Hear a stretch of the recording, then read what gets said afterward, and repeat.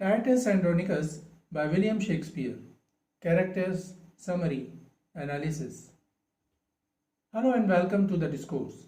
Titus Andronicus is one of the earliest plays by William Shakespeare and he wrote it around 1588 to 1593. It was his first revenge tragedy play. It was first performed sometime between 1590 and 1594. The play was a success as revenge tragedies were praised during that period. Some other important revenge tragedies of the same period include Thomas Kit's The Spanish Tragedy and Christopher Marlowe's Tamburlaine Parts 1 and 2.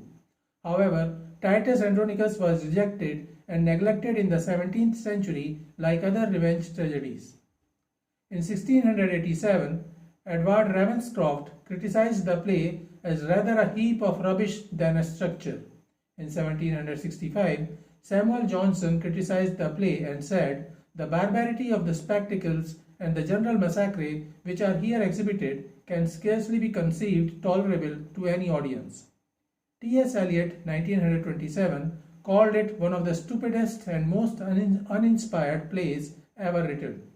However, the play was recently revived when Peter Brook and Deborah Wagner staged the play in the late 20th century.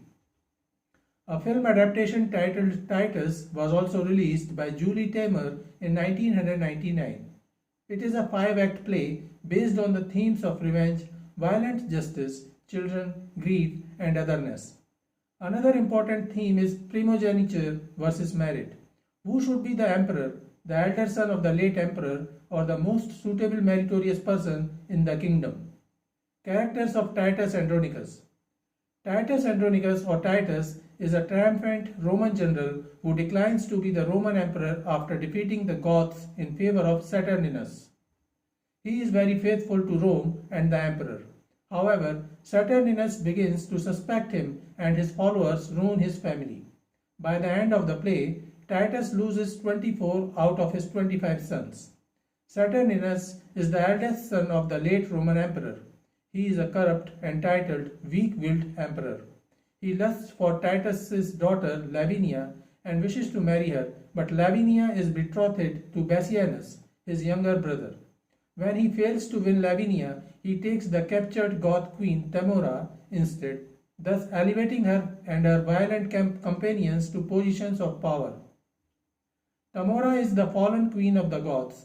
Titus sacrifices her eldest son, Alarbus, during the war and keeps Tamora and her 2 other sons, along with her servant Aaron, as war prisoners. Saturninus chose to marry her and she became the empress of Rome, with a vengeance against Titus in her heart. Chiron and Demetrius are Tamora's sadistic, dangerous, and violent sons. Lavinia is Titus's daughter. She loves Bassianus and elopes with him, thus enraging Saturninus, to whom she was promised by her father. Bassianus is killed and Lavinia is raped and mutilated by Chiron and Demetrius. Mutius is her elder brother who defends her and Bassianus after she elopes. Enraged, Titus kills him. Marcius, Publius, Quintus, and many other of his sons are fraudulently charged and murdered by Saturninus and Tamora's men. Lucius is a war hero and the only son of Titus who survives till the last and is elected as the new emperor by the public. Aaron is a Moor servant of Tamora and her secret lover who helps Tamora to take her revenge against Titus.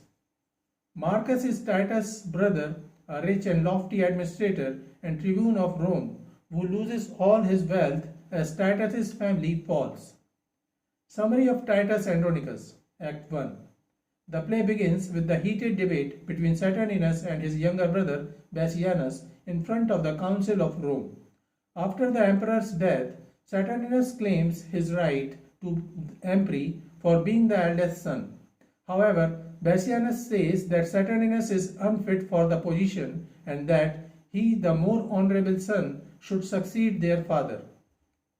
Marcus Andronicus enters the council and announces that his brother Titus has returned after defeating the war, and the people of Rome, out of their love and respect for Titus, have selected him as the new emperor to honor him for his victory against the barbarian Goths. Saturninus and Bassianus both realize that they cannot compete with Titus and thus they dismiss their supporters. Soon, Titus and his eldest son Lucius arrive with war prisoners, Alarbus, Demetrius, and Chiron, along with their mother Tamora, the defeated queen of Goths. Though Titus is victorious, he appears tired and grief-stricken. He lost 21 of his 25 sons during the war. Lucius announces that Tamora's eldest son, Alarbus, should be sacrificed to appease the Roman gods and to avenge the death of Roman soldiers. Tamora falls on her knees and begs Titus to let her son live. However, Titus reminds her how brutal a killer her son was and orders the sacrificial proceedings. Tamora, Demetrius, and Chiron swear vengeance and shout that Romans are much more barbaric than Goths. Lavinia arrives to greet her father. She has been betrothed to Bassianus, whom she loves. Marcus again announces that by the will of the Roman people, Titus has been chosen as the new emperor. However, Titus rejects the proposal, saying that he is too old and feeble to accept the responsibility. Saturninus rises to the opportunity and claims his right to empery again. Even before Bassianus could object, Titus offered his support to Saturninus and Saturninus became the new emperor. Immediately after that, Saturninus announces that he will take Lavinia as his wife. While Titus accepts the proposal, thinking of his daughter's future as the Empress of Rome, Lavinia is shocked. Saturninus then looks at Tamora and finds her enticingly attractive. He announces that Tamora will be treated much better in Rome than she ever was as the queen of the Goths. Bassianus feels the pain of losing his right to the throne, but decides to object to Saturninus robbing him of Lavinia and seizes her and claims she is rightfully his. All the living brothers of Lavinia support her and Bassianus as they are already betrothed. Titus considers it an act of treason. Enraged, he runs against his sons with his sword. In the turmoil, Mucius, one of the younger sons, is killed by him, while Lavinia flees with Bassianus. Saturninus blames Titus for letting his daughter run away and immediately announces that he will marry Tamora and make her the queen of Rome. After consummating his marriage with Tamora, Saturninus realizes that Bassianus and Titus may create hurdles in letting him take control of the council. Thus, he asks his men to pursue them. However, Tamora asks him to forgive Bassianus and Titus while whispering in his ears that she will massacre them all to take revenge for her sacrificed son Alarbus. Saturninus agrees and forgives Bassianus and Titus. Act 2. A hunt is arranged to celebrate the emperor's marriage. Aaron, the Moor slave of Tamora and her secret lover, plans to take advantage of Tamora's newly acquired power as the Empress of Rome. Demetrius and Chiron arrive at his quarter while fighting over who deserves Lavinia. Both of them are lasciviously infatuated with beautiful Lavinia and are determined to pursue Bassianus and rob his newly wed wife. Aaron suggests that they could both rape Lavinia during the hunt, and the brothers laugh and agree to the suggestion. On the hunt, Titus and his remaining sons join the emperor and go deep in the forest. Bassianus and Lavinia decide to return and visit Tamora's quarter to bid farewell. Finding secluded time with Aaron, Tamora entices him for sex with her. However, he is not interested. At the same time, Lavinia and Bassianus enter her quarter. They witness her lascivious act and mock her for lusting after a black slave. Bassianus threatens to tell Saturninus of all that he witnessed. Demetrius and Chiron enter the quarter at the same time and fatally stabs Bassianus. Tamora decides to kill Lavinia herself, but her sons stop her and say that they want to rape her first. Tamora allows them to have fun. Lavinia begs her to save her from being raped. Rather, she must kill her. Tamora says that when she begged for her son's life, Titus mocked her, and this is her revenge. Chiron and Demetrius throw Bassianus' body near a tree where Aaron already hid a bag full of gold. Then they drag Lavinia to rape her. Aaron brings Quintus and Marcius, two of Titus's sons, near the tree and then blames them for murdering Bassianus for the bag full of gold. Finding the bag of gold near his brother's dead body, Saturninus is convinced that Titus's sons murdered him and orders them to be executed without a trial, despite Titus's pleas. Meanwhile, Demetrius and Chiron rape Lavinia, but they do not want her to tell anybody about what they did. They think of murdering her, but then opt for a more sadistic way to keep her shut. They cut her tongue so that she may not speak a word, and then chop off her hands so that she may not even write the names of her tormentors. And then they leave her in the forest. Act 3. Titus pleads to the people of Rome who gather to see the execution of Marcius and Quintus for killing Bassianus. Nobody hears his pleas. Lucius, the war hero, arrives and informs his father that he has been banished from the Roman army. Titus says that he should be happy to be banished from such an unjust place as Rome. Marcus arrives with Lavinia, telling Titus about her dilapidated situation. Titus weeps, seeing his daughter, and wonders how could he help her or how could he take revenge. It is impossible to know who tormented her. Aaron arrives at the scene and declares that Saturninus has agreed to spare his sons if Titus, Lucius, and Marcus chop off one of their hands and present it to the emperor as a token of their devotion. All three agree. Marcus and Lucius run to find an axe to chop one of their hands, while Aaron gives the sword to Titus, who immediately cuts off his left hand. At the same time, two soldiers appear with the severed head of Marcius and Quintus, who were already executed. Marcus and Lucius collapse on the floor while Lavinia tries to pick the heads of her murdered brothers. Titus begins to laugh like a madman and declares he will take revenge.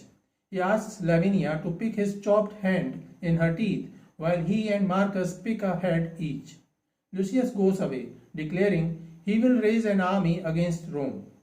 Titus, Marcus, and Lavinia reach the forest where they sit down under a tree to take some food. Marcus kills a fly, troubling them. Titus reprimands him and says that any killing is unjust. Marcus says that the fly reminded him of Aaron, and raised, Titus sweats the dead fly again.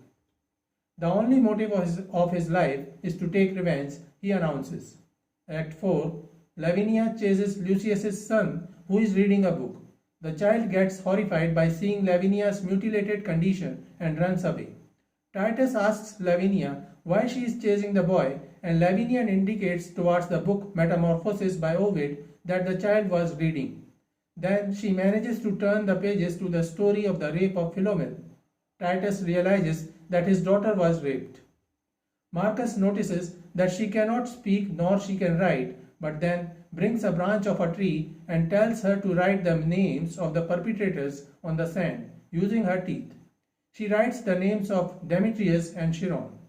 Marcus and Titus vow to take revenge against Demetrius and Chiron. Titus orders Lucius to send the best weapons of the Titus family wrapped in the words of Horace as a gift for Demetrius and Chiron. When Aaron sees the present, he realizes that Titus knows what they did to her daughter and Bassianus. Meanwhile, Tamora gives birth to a child. The midwife sends the nurse to take the newly born child to Aaron. It is a black child, proof of Aaron's affair with Tamora and evidence of treason against Saturninus and Rome. The nurse gives the child to Aaron and tells him to kill the child. Aaron kills the nurse instead. When Chiron and Demetrius intervene, he tells them that he will safeguard the child at all costs. He then orders them to send the midwife to him so that he may kill her too, and then there will be no witness to the birth of Tamora and his child. He also instructs them to buy a newly born white child from a trader he knows so that Saturninus may groom that child as his own. After killing the midwife, Aaron takes the young child to the Goths where he can live safely. Titus and Marcus convince their friends and relatives to shoot arrows with letters wrapped around them in the Roman court to spread the message that the emperor did injustice and now they seek justice in the court of Roman gods. When Saturninus learns that he is being called unjust, he gets furious. At the same time, a messenger brings the news that Lucius has raised an army with Goths and they are marching towards Rome. Saturninus is horrified as he knows that the people and soldiers of Rome love Lucius more than him and they will side with Lucius.